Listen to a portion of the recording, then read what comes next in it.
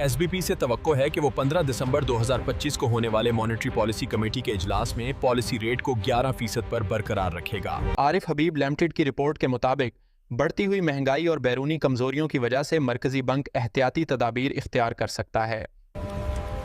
जुलाई 2025 में महंगाई 4.1% से बढ़कर नवंबर 2025 में 6.1% हो गई।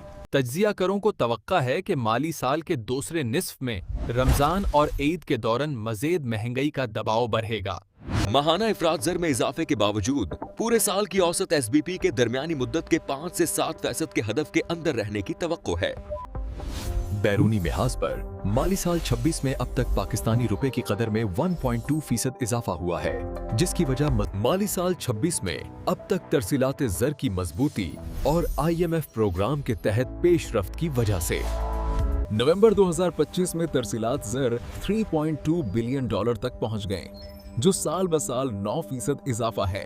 ताहुम नवंबर में तिजारती खासरा 2.9 अरब डॉलर तक फैल गया, जो गुज़िश्ता साल के मुकाबले में 32.8% ज्यादा है। माली साल 26 के पहले 5 माह के दौरान मजमूई तिजारती खसारा 37.2% इजाफे के साथ 15.5 अरब डॉलर तक पहुँच गया। ज़ार मुबाहला के ज़काहीर में मामूली बेहतरी आई है, लेकिन बैरूनी दबाव पॉलिसी साजों के लिए एक बुनियादी मसला बना हुआ है।